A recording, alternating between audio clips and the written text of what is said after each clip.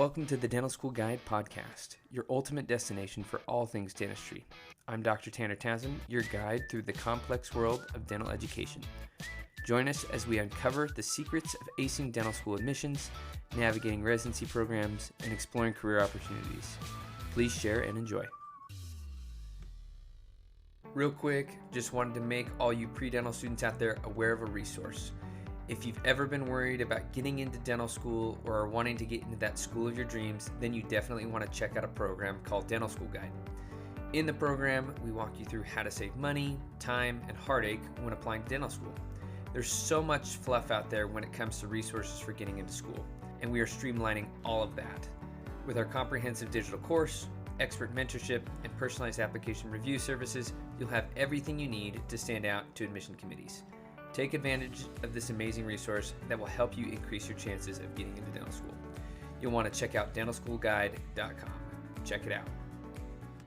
Welcome to the Dental School Guide podcast. I'm your host, Dr. Tanner Townsend, and today we have Sam with us. Sam is a D3 currently at NYU. And Sam, welcome to the podcast. Yeah, thank you so much. Thank you for having me. Yeah, so Sam is going to tell us a little bit more about himself today, and then we're going to be discussing NYU, what it's like living in New York, and then kind of the ever-changing interview process at the dental schools, and specifically NYU. So Sam, tell us where you're from and how you ended up at NYU. Yeah, so I actually grew up in Damascus, Syria, up until the age of 15, and that's when I moved to Jersey to go to high school. In Jersey, I continued my education for higher ed, and I went to Montclair State University. I got my degree in data sciences with a minor in business. So originally, I'm not like a traditional student who went straight out of undergrad into dental school. Um, I did have an interest in dentistry, but I kind of just never really followed through with it in college. My dad is a dentist, so he was my inspiration into going into dentistry. But I also didn't want to be the guy who did what his dad did. I feel I you. was trying so hard to divert away from that. But I did give it a shot. I did shadow, and I enjoyed it. But I was getting my degree in data science. I didn't want to switch my major, so I did it. I went through with it. I got a job as a data analyst, and COVID happened. And then during COVID, I kind of had the realization like, oh my God, this is not what I want to do with the rest of my life. I don't want to be sitting behind a computer analyzing insurance data necessarily. And I just kind of like wrote down on a piece of paper what I really wanted out of a career. And it just very much aligned with dentistry. So it kind of like fell into my lap, and I just, it was just the perfect time, and we weren't going outside. We were inside the whole time. So I had all the time in the world to prepare for the DAT in my dental school application. So I just put all my eggs in one basket. I was working full-time 9 to 5, and then 5 to 11 or midnight, I was working dental school. So that's kind of how I got into dentistry in general. And then one thing led to another. I started hearing back from some schools. I got super excited. I only applied to 6 schools, and I applied a little later, considering, I applied in late September, I want to say, just because I was waiting for like the DAT and what was, getting the application ready.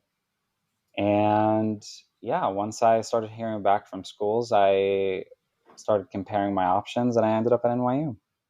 Well, you've got a great story, my friend. So we've got a lot to unpack then. So that you gave us some great stuff there. So let's go back a little bit to like when you said you were at Montclair State and Mm-hmm. you were doing data science. Did you have to go back to school to take some science classes, or did you already have all those prerequisite courses like ready to rock and roll when you decided to switch Mm-hmm. to dental? So funny enough, I switched my major 4 times in college. I was very unsure what I Uh-huh. wanted to do, honestly. So I actually started out with biology, switched to chemistry, and then realized I liked both. So I did biochemistry.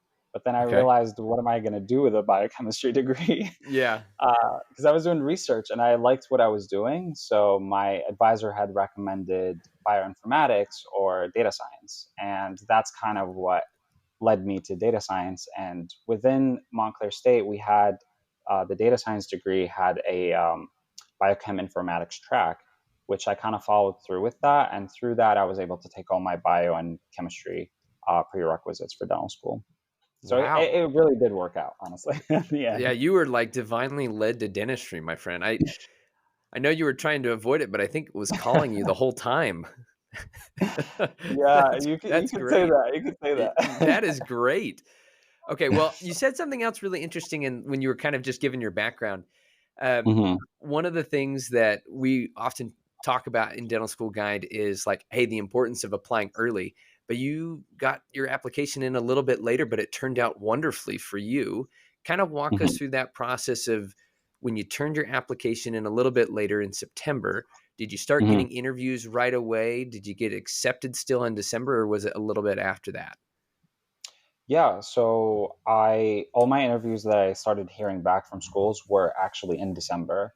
I had three interviews at the time, but I only went to two.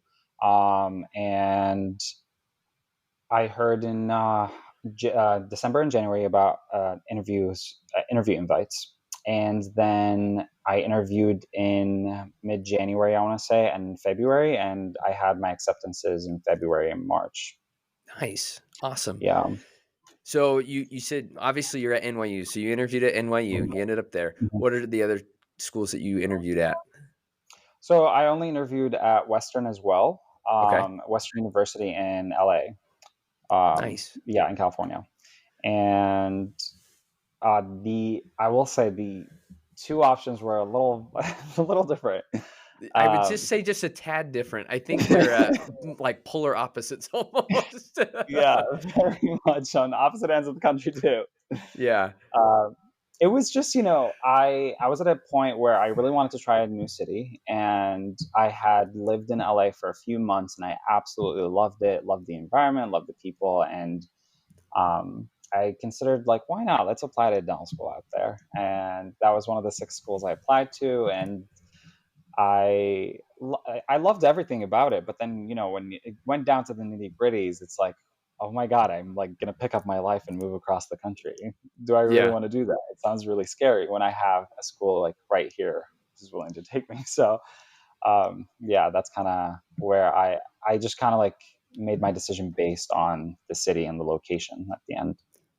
Well, New York is a great city, and I think you made a great choice on where you decided to go to school. Was there any other factors that kind of factored in picking NYU, like that you noticed on interview day, or like when you were touring the school, or was it mainly just Mhm. based like this is the city I want to be, this is the area of the country I want to be? So even when I was applying to programs, I was specific to only apply to programs that I would see myself at and I would see myself gaining something out of it. So originally, when I had sent my applications, I researched the programs about, the clinical experience, talked to people from the programs, and just connected with people just to ask about their experience because you know, you can see all the flashy things on their websites, but it just goes down to hearing people's stories and what they actually are getting out of it. And the number one thing that really just drove me towards NYU was honestly the network and the outreach opportunities at NYU. Mind you, it was COVID time, so it was a little stricter with the outreaches, but right now, as I'm a third year, everything is kind of like almost back to normal, if not even better than what it was, especially with the outreach programs. And I'm every time I go out on outreach, I'm just reminded every day of how fortunate I am that I ended up making this decision. And then also the clinical experience. A lot of NYU grads, from what I heard, and now that I'm in clinic, I'm seeing that you walk out more confident than counterparts from other schools, and so that really just drove me towards NYU, and I felt like I would be more confident in my clinical skills. I would be happy in an environment where I'm in a city where I don't feel like I'm completely out of excluded out of what was going on, and it the people that I connected with that were very supportive, and a couple of them continued to be my mentors throughout dental school, which just goes to show that you can really rely on the upperclassmen in the school. Wow, you had a lot of good things that you said there. So I think one of the key things that you said was like making sure you did your due diligence when you were researching the schools that you were going to apply to first, and like actually talking to students, because schools, they are great, but they are also trying to get you to come to their school, and they're trying to sell their school to you when you're going on an interview or applying or whatever. And so making sure you're talking to students, making sure you're really understanding what experience you can kind of expect, even though things change as you're going through dental school, the way they structure things and classes and clinic. Um, Actually talking to students and faculty about what the experience is like and what to expect is crucial. So I love that you did that. That was really wise that you took the time to make sure to do that. So that's great. So we're going to get into the outreach programs and stuff like that in just a moment. But tell us a little bit about NYU, just kind of the bare bones, nuts and bolts. Like, what's the class size like? What is the culture at the school like? Where is the school located in New York City? New York City is huge. Where is it? So give us a little bit more detail on that end.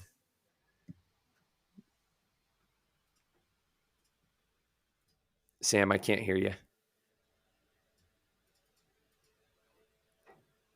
Can you hear me now? Is it better? Yep, I can hear you now. Yeah, sorry. I'm connected through my phone, so it's like it was glitching over there. All right. So NYU is located in the Kips Bay area on 24th and First. So it's a very lively area. It's around a lot of hospitals as well. So it's kind of like a medical district. That's what we kind of call it. And NYU's class size ranges, I think I want to say between 350 to 390, depending, as a D1, D2, you don't have the advanced standing students, but then they join us as we go into D3. So that's when the class size goes up. And So here's a quick question. I'm going to interrupt you for just a second. yeah, The advanced standing students, I'm assuming those are international students that have come, were dentists in foreign countries, or is that something totally different? yes, exactly. Sorry about that. Yes, so Yep. they are foreign trained dentists, and they come and join us our third year. Well, actually, they join us in the second semester of D2, and then continue with us in clinicals as well. Nice. And with the large class size, obviously, it sounds like it's a little overwhelming. But what's nice about NYU is that they break us up into group practices, and these group practices range between, I want to say, 25 to 30 students per group practice, and each group practice has or each society has a society mentor. So D1 through D4, this is your society that you're assigned to, and you kind of just, you mainly are in clinic with them. But D1 through D4, you share a lot of meetings together, you have a lot of events together, social events and educational events, a few lectures here and there. But the main time where it comes, like, working together, I felt like, was within labs. When I made a study group, it was within, my society. Also, when we're in clinic, those are the people that you're around all the time. So those societies really just made that, small school feel, or smaller school feel, in a large community. And what I really, really loved about having a larger size was just the amount of opportunities that we have here. So, like, if you really want to get involved in student government, or you want to get involved with a club that you want to start up, and you just feel like you want to just have like a certain niche, you have that opportunity. Not everyone's going to be interested, in Perry, or not everyone's going to be interested in the social clubs, and not everyone's going to be interested in student government. So that's kind of what I like, is that everyone just finds their own interests, and they go through with it, and it doesn't feel like, people are just trying to like fight for that one position that's there necessarily. And Yeah, it just like adds on to the experience where, everyone's kind of doing their thing, but at the same time, we come together when we go to our, clinics or societies. So that's definitely the number one thing that I really do enjoy about NYU, I will say. Okay, that's really cool. I didn't know because that was one of the things that you always hear, having not gone to NYU, Mhm. that the class size is huge, and I always wondered like how did they manage that? So that's really cool to know. Like they kind of break it up in different societies. Mhm. I'm assuming like the societies include third years and fourth years as well, or does that even go back to your first and second year? Yeah, so as you come in as a D1, you get like inducted into a society, Gotcha. and then you're there for life. Like it's not just throughout the 4 years we say it's for life because we will. It's all about building that network of okay, like I went to NYU too. Oh, which society were you in? Like personally, I'm in Kelth Society, and Dr. Kelth is Okay. a dentist who invented the X-rays, and he tested them on his hands. So each society has like a historical significance behind them. And yeah, so you have D1 through D4s. We have events together where we meet each other, network with each other, and it's very helpful because when you get to clinic, you're partnered up with a D4. So as a D3, you have a D4 partner. So for example, I already know for next year I'm gonna pair up with my mentee because we've built a close relationship over the last 2 years. I like her work ethics, and we work well together. So that's a benefit that I found. And next year we're going to be working together in clinic, which I think is going to be helpful when it comes to like efficiency within the clinic. That's cool. So, as a mentor mentee relationship, what does that look like? Is it like the D3 assists the D4, or you share patients together? How does that kind of relationship work? Yeah, so the mentee mentor is usually like for D1 students. So every D1 student is assigned a peer mentor, and you apply to become a peer mentor. So I chose to become a peer mentor as a D2 and as a D3. So I have peer mentees who are D1s and now D2s as well. And that's kind of, they're within my society, and we kind of just work together. I give them advice on their didactics, on labs, how to get through, just to help them transition into dental school. And then once you're a D3, you pair up with someone in your clinic who's a D4, and you guys work together where you share the patient roster and you continue to add on more patients if you need to. And you just we have the opportunity to schedule our own patients. So together we kind of work our Nice. schedule. We're in there 2 days a week as a as a D3, but then as D4s we're there every other Friday. So it kind of like one more or two more days a month than D3s. Gotcha. So right now you're in the clinic 2 days a week. Yeah, that's Okay. just for our home clinic. But then other times we have other rotations on Tuesdays and Wednesdays. And those could be, oral surgery, they could be in the student health center, periodontics clinic, peds, whatever it is. Gotcha. So on those days that you're not in the clinic, are you guys at those outreach sites, or what does that look like on those days that you're not there? Yeah, exactly. We either go on outreaches, so we have outreaches that we can sign up on or sign up to as D3s. As D2s, they are kind of built into our schedule that we go on like 4 or 5 outreaches, local outreaches within New York. So we go like to elementary schools or even kindergarten sometimes, and we just do oral hygiene instruction. We just tell how to brush, how to floss. We do some exams. We do some cleanings, and then we also document if we see any cavities or anything. And as a D3, then we have more comprehensive programs as outreaches. And once the D2s have done the screenings, then the D3s would tag along and they would do the sealants, they would do operative, sometimes extractions if we have the consent and we have the patient is cooperative in that environment. we can do those as well. And yeah, if we're not on outreach, we have either a day off, which is super nice to have and kind of catch a breath, and or we can go on rotations in like oral surgery, periodontics clinic, the student health center, or pediatrics. Yeah, so we stay busy. I will say that. That that's good. That's awesome. So, in terms of those societies, this society concept is very interesting to me. It's really Mhm. cool. So, do you guys have multiple faculty members that are like your assigned faculty for that society? And how many are there? Yeah, so we have our senior mentor, and then we have our assistant senior mentor. Our senior mentor and assistant senior mentor are the number two people that we, or number one and number two people that we communicate with the most are D1 and D2 years, because you you kind of communicate with them to see how you're progressing professionally and how you are adjusting to dental school. So they have meetings with you, and you do peer evaluations, you do course reflections, personal statements, and they kind of like evaluate all of that.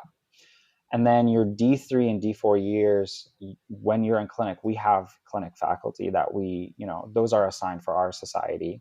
And they also are assigned to other societies on the days that we're not in clinics. So they kind of like share different clinics.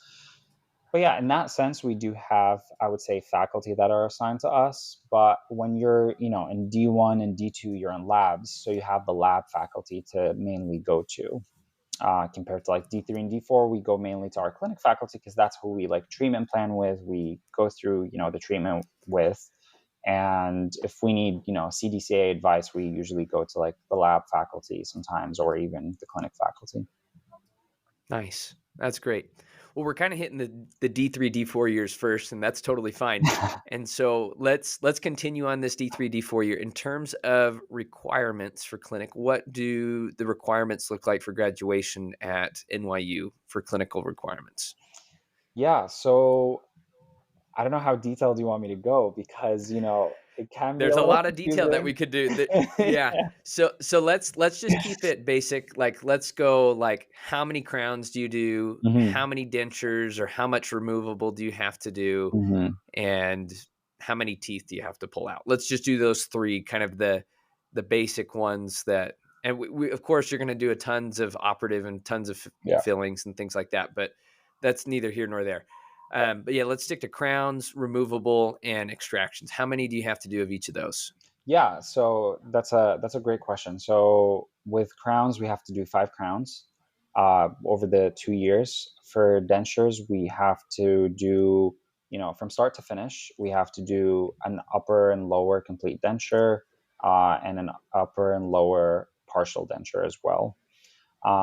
What's nice about the dentures, I will say, is that since we are such a large school, we have our own in-house lab. So we have Okay, our that's nice. center lab. So when we're doing complete dentures, for example, I don't have to worry about setting posterior teeth. I set the anterior teeth, I try them in, and then I can also get help from the lab to help me set them up if there's a discrepancy or something. And then, you send it over to the lab and they do all of that work for you. Similarly, with like milling and all of that, it's all handled by the lab. So, like, we kind of just focus more on the clinical stuff that we actually do with the patient, which is really nice. We still pour our That is caps, we very nice. articulate, of course. But yeah, so 5 crowns, two complete dentures, two partial dentures, and we have to do 12 SRPs. We also have to do at least 7 nitrous oxide administrations, or we can observe them. Um, I'm not sure about the extractions, if I'm being honest, but That's okay. yeah, I. How about root canals? How many root canals or canals do you have to do? So as a D3, you only have to do 1 canal, so usually a premolar. As a D4, however, you have to do 1 molar, 1 premolar, and 1 anterior tooth. So in total, you have to have at least 7 canals done Gotcha. as a D4. Okay. Well, that sounds great. I mean, those sounds like very, very standard requirements, Hmm. which is great to hear and sounds good. In terms of digital dentistry, a lot of Mhm. schools are incorporating digital dentistry into their curriculums where they're having students scan, design crowns, and things like that. Does NYU offer that at all in the clinical years, or is that in the preclinical, or is it all combined, like you're learning it from the beginning and then you apply it when you're a third and fourth year? Yeah, so it's actually both. So we definitely learn it in preclinics. We learn Plan Mecha and CAD CAM. And then when you get to clinic, uh, one of the steps that we do with when we have like a new patient come in is digital scanning. So we scan just to have them for records and to practice how to scan. We use Nice. Plan Mecha to scan patients. So that's kind of like a new thing that we've implemented this year, and we have a code for it that we complete, and we get credit for those scanning points. And if we wanted to do a bridge or a crown, we can do scanning. So if we wanted to do like a same day crown, there's certain criteria that the patient needs to meet. It has to be a super gingival, crown prep, yada yada. It has to be like really, a really good tooth. There's a lot of Like an tooth ideal structure. case Yeah, for it. it's Yeah. literally the ideal case for it. And then you can do like the CAD CAM same day delivery, which is pretty awesome. I've seen some of my classmates do it. Haven't gotten to do one yet. But I've also been able to scan for a bridge, but we don't do any scanning for dentures because it's a little, as you may know, that's more complex. Yeah, so I work at implant and denture clinic, and so we Mhm. scan our dentures, and it is a little bit trickier to scan a Yeah, denture. Just the reflection and the light and stuff yeah, like that. It's not the easiest. It's not as easy as doing a crown scan. So yeah. No, it's for sure. a little bit more complicated in some aspects. Yeah. That's awesome. All right, well, let's talk a little bit about first and second year at NYU. Those first 2 years, obviously, it's a lot of sim lab, a lot of didactic stuff. But let's walk through, what does the first year look like? How much sim lab are you doing? Mhm. How much hands-on experience are you getting? And how much time are you spending in class? Yeah. D1 year. So it was kind of, if I'm being honest, it was kind of like a culture shock to me because I went from working full time back to school mode. So it was like, oh, okay, this is what it feels like to This is study different, again. yeah. So we were, I want to say, you're in class more in D1 rather than you are in lab. We had a head and neck anatomy lab where, we had plastinations. So we were able to, identify a lot of the structures that we saw in lectures. And then you also just had an operative lab 3 times a week where you did, your class ones, class twos, all the operative stuff. And yeah, you were I'm really trying to like remember how my schedule was, but all I can remember is that it was Monday through Thursday lectures, and then Fridays we had labs and exams. That was kind of like how our schedule worked out. And then as a D2, the lab work gets heavier and the didactic stays the same. So you It just just gets gotta, all around heavier that second year. I feel like across the board. It's yeah, just like a crazy year. you just have to find the time. You got to make the time. Yep. So some things took sacrifice, but that's totally fine. You're investing in yourself. So in D2, you're in fixed lab or movable lab, in operative lab, aesthetics lab, and like aesthetics lab is in the spring, operative lab is in the fall, and then we also have like a couple months of pediatrics lab. So we kind of like do all these different labs and get all these different procedures. Nice. Okay, well, Mhm. that sounds like a really well-rounded first 2 years. I remember I went to dental school at VCU, and so I remember, like, specifically, like, I'm trying to block out those memories of, like, second year in particular. Like, you're like, "Let's just not even remember that. That was just crazy." So, Yeah, yeah, I'm glad you were able to remember and not have it not blocked out entirely. So, that's great. Um, and time in flies, terms So like, Oh, it does. there's a lot of things where it's like I look back and I'm just, how did I get through that? Like a year ago today, I'm like, I was not like, it was just very heavy at this point of the year, and it was just Yeah. trying to make it through. But I look back and I'm like, wow, I really have a lot of drive that I was able to get through it. I know, it's like when you look back and you're like, "I took 15 tests in 10 days," Yeah, and you're like, "How did I do that?" yeah. And it's truly like I don't know if you've heard this before, but, like, you're a professional student. I feel like you're professional at taking tests by the time you get through dental school. Hmm. You're like, "I'm a literally a pro at taking exams." So, it's kinda funny. Yeah. Well, what are some unique features that NYU has that other schools may not have that you've heard of? So definitely, I will say the leadership initiatives that we have that are built into our curriculum.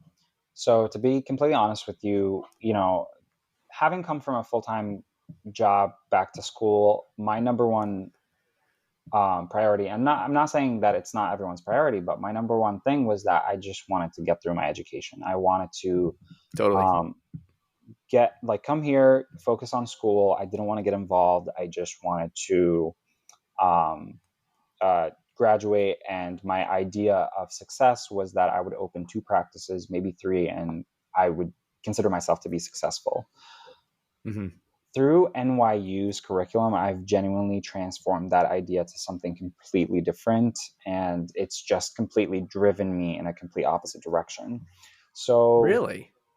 as a D1, you take this course called Health Promotion and Disease Prevention, and this course honestly just opened up my eyes and like lit a flame in me that I just had to chase through.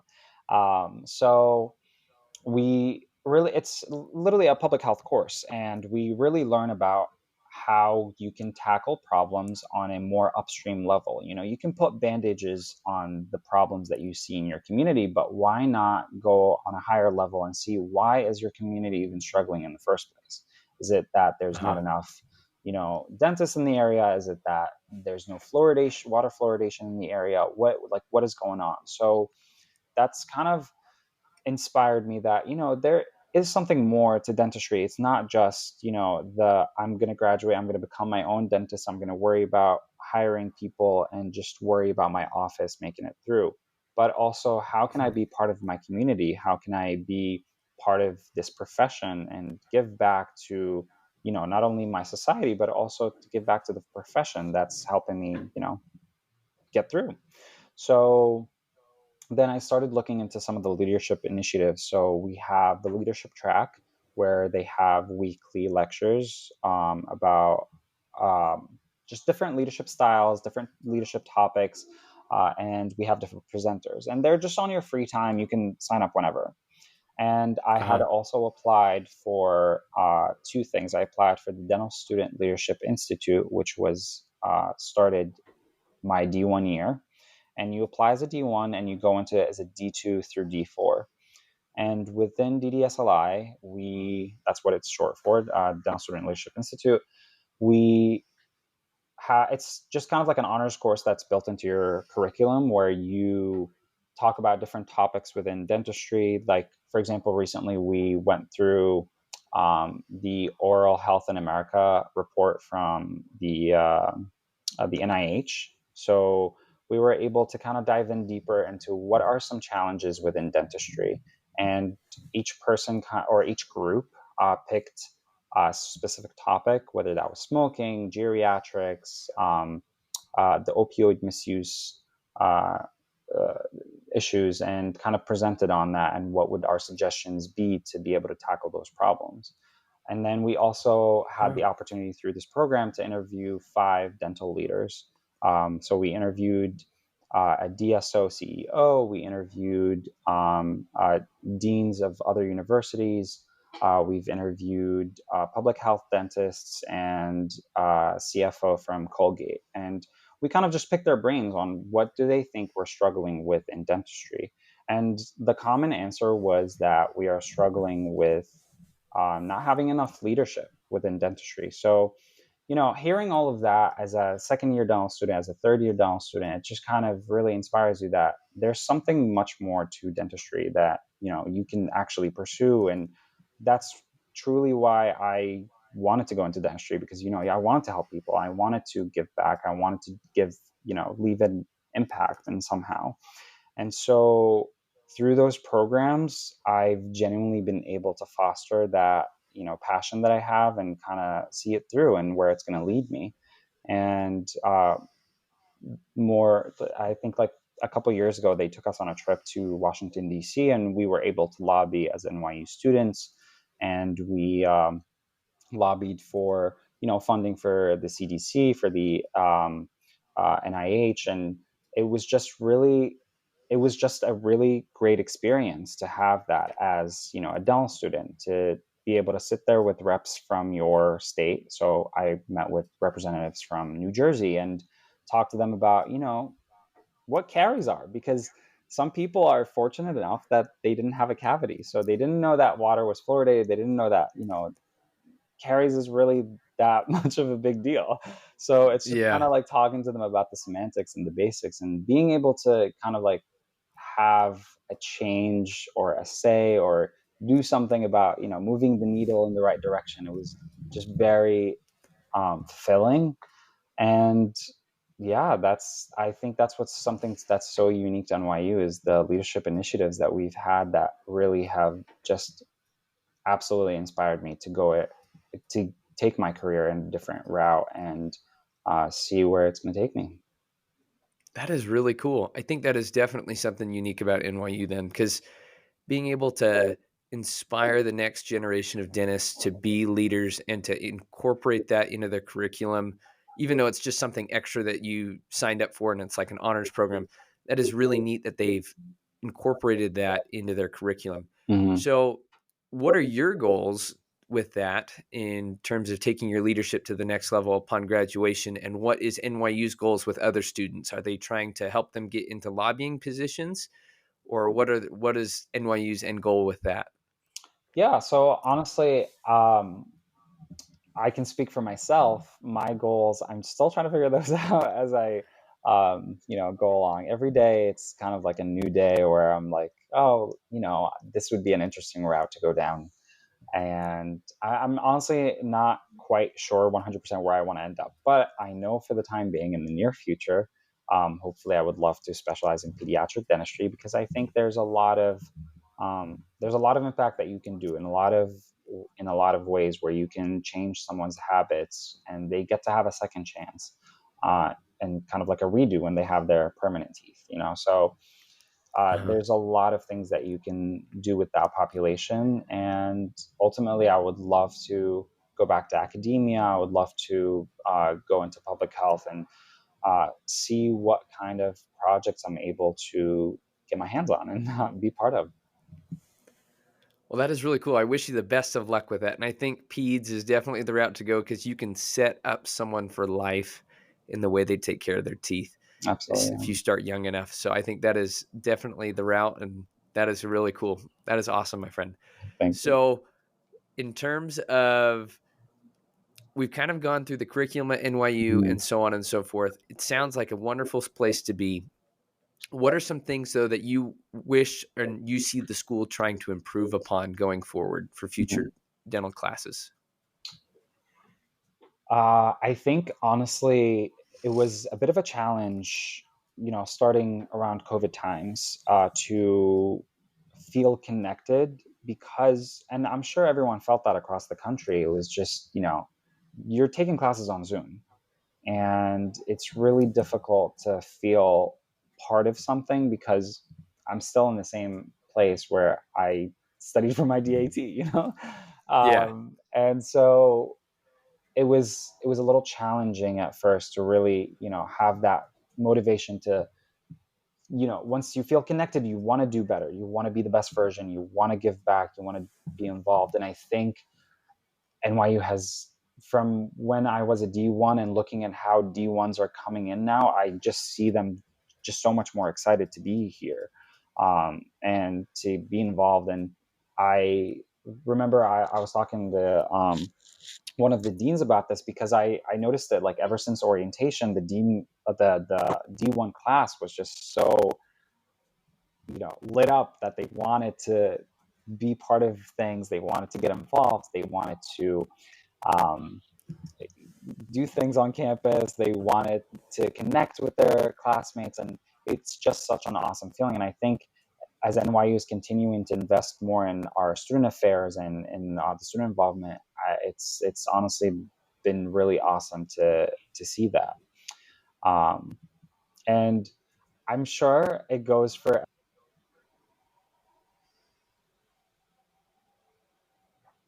Yep, the alerts are still going on. That's okay. um, yeah, another thing I would say, we would love to see get improved on is just school tuition. you know, uh, Yeah, that is true. the cost of living and tuition is just it can be challenging. So we would love to, you know, find the money to lower the cost of the education. But yeah, Okay. Well, that is awesome. So, are they, in terms of the education costs, I think that's a concern across the board. And NYU yeah. is one of the more expensive schools, unfortunately. But do they have scholarship programs to kind of help lower that cost? And do a lot of people get those? Or is it mainly just kind of your standard run of the mill kind of scholarships? I can't speak so much on the scholarships and how much they have or how many they give. I do know that there are definitely scholarships. I know I have friends who have them, who get them through the school. I know that they've been trying to really um, be able to provide as many scholarships as they can, because I think it's no secret NYU, I think, knows that the cost is high. But you know I think for the price that you're paying, there's also the experience that you're getting in New York City versus the experience that you would get in a suburb, or in a different city. And I think that's definitely Hmm. what's unique. Like, yes, I hear that a lot. It's such an expensive school, and do you think that you're getting your money's worth? I think if you are only going to classes and you are just trying to get by and not really putting yourself in the city and trying to network, trying to there, not only within NYU but outside of NYU, there are so many great successful dentists who made it through and are in New York City, and we have so many events and opportunities to be able to network with them and hear them speak.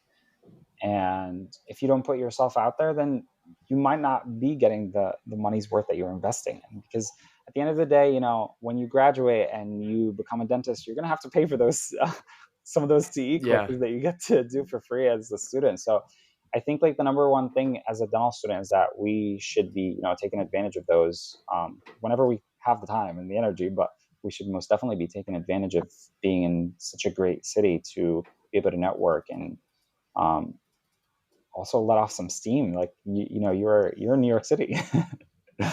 Yeah, there's lots to do in New York City, and there's tons that students can kind of take advantage of Mhm. in terms of the CE stuff as well. I think that is a very underutilized thing that students don't realize. Like, you can go to conferences for free or next to nothing. Yeah. And so take advantage of that when you have that opportunity. You kind of led into the city. So what are some things that your classmates and you like to do in the city, and where do a majority of you guys live? hmm Yeah. Great question. Whoever you ask that question, you're going to get a different answer because there's Totally. plenty to Yep. do. There's a lot for everyone. And personally, I know, like, my friends and I, when it's nice out, we love a good Central Park picnic, and just when everyone's out and about, it's very beautiful around the summertime and the springtime. We have a lot of places we go out to. There's a lot. I'm a foodie and I love trying new food, like, all the time. So I have, if you go on my Google Maps, I have everything pinned, every spot that I want to try. um, Okay, so if I come to New York, next time I come to New York, I'm gonna hit you up for that list of food that you've already tried that's good. So 100%, I got you. gotcha. Every time I have, like, friends coming over, they're like, "What do you think about this area? What should I get?" I'm like, "I don't even worry about it." Yeah, I um, gotcha. Yeah, and then there's also, if you want to get out of the city, I think the number one thing that I love about this city and that I haven't really found anywhere else is the public transportation. The public Hmm. transit system here is just so well connected between the different boroughs. So if you want to, I live in Manhattan, and New York City is big. So I live in Manhattan. I live in Murray Hill, which is about a 10-minute walk from the school, which is in Kips Bay. A lot of us live in the areas of Murray Hill, Stuytown, Kips Bay Court, Waterside, and those are all like, um, I guess, complexes, you could say, housing complexes and communities that you can live in and a lot of people live in. And yeah, in terms of getting to do things, if you want to try to do something in Brooklyn, if you want to go to pop into Jersey, if you want to go upstate for a hike, there's either you take the train, you take the bus, you take the subway. Uh, it's very, very well connected. And that's honestly something that I really love. And if you're a fan of museums and art shows, there's plenty of those. If you love going to concerts, there's a lot of venues, especially in Brooklyn. If you love, you know, going to restaurants, going to bars, there's plenty of those. Um, so we have a good time. Whenever we have downtime, I will say we definitely play hard. That's awesome. That's awesome. I mean, there's so much to do there. You kind of can't not, if that makes sense. So that is really cool that you take advantage of all the food and all the good different attractions and things to do in New York City. Yeah. All right, we're going to end with just a couple rapid fire questions about the interview process and the application process at Mhm. NYU. And a lot of schools have kind of changed the way they interview, especially with COVID, and the way they assess students. So, to your best of your knowledge, can you talk a little bit about the new interview process and application process that NYU does? Yeah, so my process that I went through 2 years ago is a little different for a few reasons. One is that it was virtual during those times, and then number two is that NYU has implemented this new Kira system. I didn't have to do it, and from what I've learned is that I believe it's like a personality test. Maybe I think like you have Yep, certain that's correct. situations. Yeah. Okay. um, and I think it's really good because you really get to showcase yourself outside of um, like a one-on-one interview, and you might not have the best, like some things might have happened that day. You might not be able to put your best self at that interview. And so I think with Kira, what happens is that you pick the time, pick the place, and you kind of just sit down in the comfort of your home, and you kind of record these answers, and you get to showcase yourself to the school, and the school really gets to, hopefully with the algorithm that they have, is really select the good candidates. And then following that, every applicant gets a Kira invite. So once you get the Kira invite and you complete it, I'm not sure what the timeline is, but then you might hear back for a candidate day. What a candidate day is just pretty much for you to come to NYU and see NYU and see if you're a good fit. So candidate days pretty much include a presentation from our admissions, and then you take like a group tour from our student ambassadors. Then you sit down for a group lunch with other candidates. You break out into like groups of 10, I believe, and you have like a lunch with a faculty and a student ambassador. And we just have conversations about like, uh, where are you from? Why are you here? Just what drives you, why do you want to do dentistry, and just have conversations to get to know you and for you to get to know us. So then we do a Q&A where all the candidates sit in the room with the student ambassadors and just rapid fire questions, whatever they have, um, to if they're wondering about a specific thing about the program. And we also have some pre-prepared questions that we answer. And yeah, I think in that way you get a better feel of what the school looks like, because you get to tour uh, everything. You get to see the clinics, the specialty clinics, the labs, the library, the research labs, the cafeteria. So you really do get to see if you see yourself at the school. That's awesome. So they do the Kira assessment. Everyone gets the Kira assessment, and then they have invite people to candidate days. After those candidate days, do the students and the faculty kind of sit together and say, "Hey, I think this applicant's a really strong applicant," or is it just kind of just the faculty discusses that? How does that process work? Yeah. So with that process is that it's mostly like the faculty, I want to say, and the admissions staff that really, takes the students into consideration, and they mostly have the say, I want to say. Yeah. Gotcha. Well, that's awesome that some schools incorporate the students into their decision making Mhm. process, but that is, I mean, typically it's mainly just the admissions Yeah. committee or the dean themselves. There are certain deans at different schools that like one person is making the decision for the whole class, which I think is kind of crazy, but that's okay. So well, Sam, do you have any final parting words of advice for pre-dental students and students looking into NYU and attending NYU? My advice is that, you're always going to hear things, you're always going to see and read things about every school, about everywhere. But at the end of the day, it's about where you see yourself thriving. I was in your shoes one time, and I was on, Student Doctor Network and on all those websites, and I've read everything. And at times it felt discouraging, and it felt like it was taking the joy away of, I got into dental school, like I've made it. So Mhm. it can be scary, but my biggest advice is that you need to take everything that you hear with a grain of salt, because you're reading a one person's experience out of, well, at NYU, out of 350 people. So just keep that in mind and see it for yourself. I think the number one thing when you're comparing your options is, do you see yourself at the school? Do you see yourself thriving here? Is this a program that aligns with your values? Is this a program where you think that you're going to feel supported in, where you're going to like where you are? Like, I think that's such a huge thing, because I think mental health is very important throughout your 4 years of dental school. So if you like where you are, if you're happy where you are, you're not gonna want to, try to get out as soon as you finish something. So the biggest thing is that really, really try to weigh your options and visit those areas, and um, take everything into consideration from your point of view. Well, that is some awesome advice, and I 100% agree with you. I think the very best way to decide what school you want to go to is to make sure if you see yourself there, but also go visit that school. Hmm. Like you said, there's so much